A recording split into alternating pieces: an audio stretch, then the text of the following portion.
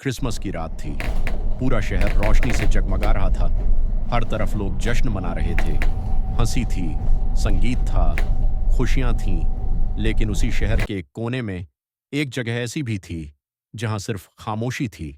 एक forensic morgue, एक ऐसी जगह जहां जिंदा लोग कम और मरे हुए लोग ज्यादा होते हैं। डॉक्टर चेन जियाहाओ उस रात भी अपने काम में लगा हुआ था। वो एक फॉरेंसिक एक्सपर्ट था जिसका काम था मरे हुए लोगों के शरीर से सच निकालना। उसे लाशों से डर नहीं लगता था क्योंकि उसका मानना था मरे हुए लोग कभी नुकसान नहीं पहुंचाते।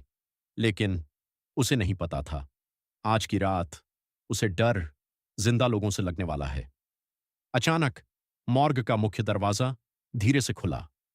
3 नकाबपोश आदमी अंदर आए। उनके कदम धीमे थे लेकिन इरादे बहुत खतरनाक। उनके हाथों में हथियार थे और आंखों में सिर्फ एक मकसद। कुछ ही सेकंड में उन्होंने पूरे मॉर्ग को अपने कब्जे में ले लिया। जल्दी बोलो, गार्ड को लाश कहां काबू है? कर लिया सच गया। बताओ, वरना डॉक्टर तुम्हारी भी चैन यही हालत कर देंगे। और उसकी मुझे नहीं असिस्टेंट पता, लिन मैं तो बस यहां काम अब करता उनके हूं। सामने खड़े थे, बिना किसी रास्ते के। उनमें से एक आदमी जो उनका लीडर लग रहा था धीरे से आगे बढ़ा। उसने सामने रखी एक लाश की तरफ इशारा किया, एक जवान लड़की की लाश। फिर उसने कहा, हमें इसके शरीर से एक गोली चाहिए। डॉक्टर चैन समझ गया ये कोई साधारण गोली नहीं थी। वो गोली एक बहुत बड़े अपराध का सबूत थी। अगर वो गोली गायब हो जाती तो सच भी हमेशा के लिए गायब हो जाता। लीडर ने डॉक्टर की आंखों में देखकर कहा, गोली निकालो और रिपोर्ट बदल दो, वरना अगली लाश तुम्हारी होगी। कमरे में सन्नाटा छा गया। डॉक्टर चैन जानता था अगर वो मना करता तो वही मारा जाता। अगर मान जाता तो सच मर जाता और उसी पल उसे फैसला लेना था। डॉक्टर ने शांत आवाज में कहा, ठीक है, मैं करूंगा। लेकिन उसके दिमाग में कुछ और चल रहा था। वो डर नहीं रहा था, वो सोच रहा था। ऑटोप्सी शुरू हुई। क्रिमिनल्स की नजर उसकी हर हरकत पर थी।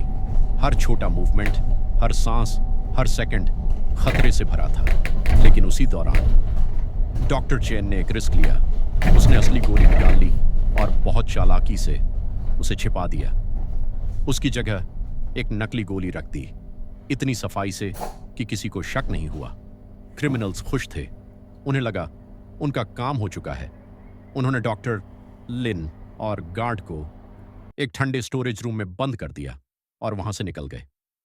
कुछ पल के लिए फिर से वही खामोशी लौट आई, लेकिन सिर्फ कुछ मिनटों के लिए। बाहर जाकर जब लीडर ने गोली को ध्यान से देखा तो उसे एहसास हुआ कुछ गड़बड़ है। वो असली गोली नहीं थी। उसकी आंखों में गुस्सा भर गया और फिर वो वापस लौटा, इस बार पहले से ज्यादा खतरनाक बनकर। दरवाजा जोर से खुला। क्रिमिनल्स अंदर घुसे। अब उनके चेहरे पर शांति नहीं थी, सिर्फ गुस्सा था। लीडर ने डॉक्टर को पकड़ा और जोर से दीवार पर धक्का दिया। तुमने हमें बेवकूफ बनाया। अब खेल बदल चुका था। अब यह सिर्फ डराने का मामला नहीं था, अब यह जिंदा बचने की लड़ाई थी। डॉक्टर चेन बुरी तरह फंस चुका था, लेकिन उसने हार नहीं मानी। वो हर सेकंड समय खरीदने की कोशिश कर रहा था। छोटे छोटे झूठ, धीमी बातें, अधूरी जानकारी, ताकि उसे मौका मिल सके। उसी बीच लिन भी मौका ढूंढ रही थी। वो जानती थी अगर अभी कुछ नहीं किया तो सुबह कोई नहीं देख पाएगा। मॉर्ग की लंबी अंधेरी गलियां अब एक भूल भुलैया बन चुकी थीं। हर कोना, हर दरवाजा, हर साया खतरा बन चुका था। एक पल ऐसा आया जब एक क्रिमिनल का ध्यान हटा और लिन भागी। तेज कदम, तेज सांसें, दिल की धड़कनें पूरे मॉर्ग में गूंजने लगीं। लेकिन वो ज्यादा दूर नहीं जा पाई। उसे पकड़ लिया गया और अब हालात पहले से ज्यादा खराब हो चुके थे। उधर क्रिमिनल्स के बीच भी तनाव बढ़ने लगा था। उनका लीडर अपने ही लोगों पर शक करने लगा। एक गलती और पूरी टीम टूटने लगी। डॉक्टर चेन ने यही मौका देखा। उसे समझ आ गया ये लोग बाहर से मजबूत हैं लेकिन अंदर से टूट रहे हैं, और यहीं से उसने पलटवार शुरू किया। उसने मॉर्ग को ही हथियार बना लिया। लाइट्स बंद, गलत दरवाजे लॉक, भ्रम, अंधेरा और डर। अब सब कुछ उल्टा पड़ने लगा। जो शिकारी बनकर आए थे अब खुद शिकार बनने लगे। आखिरकार डॉक्टर चेन का सामना गैंग के लीडर से हुआ। दोनों आमने सामने थे। एक के हाथ में बंदूक, दूसरे के पास सिर्फ हिम्मत। लीडर बोला, तुम जीत नहीं सकते। डॉक्टर ने कहा, मैं जीतने नहीं, सच बचाने आया हूं। और फिर आखिरी लड़ाई शुरू हुई। छोटी सी जगह, तेज संघर्ष, टूटी चीजें, भारी सांसें और मौत बस कुछ इंच दूर। कुछ सेकंड के उस संघर्ष में सब कुछ बदल गया और अंत में डॉक्टर चैन बच गया। धीरे धीरे मॉर्ग फिर शांत हो गया। वही ठंडी हवा, वही खामोशी, लेकिन अब सब कुछ बदल चुका था। वो गोली अब भी सुरक्षित थी। सच अब भी जिंदा था।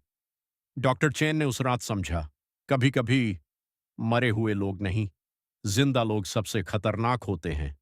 और कभी कभी सिर्फ एक इंसान पूरे अंधेरे के खिलाफ खड़ा हो सकता है।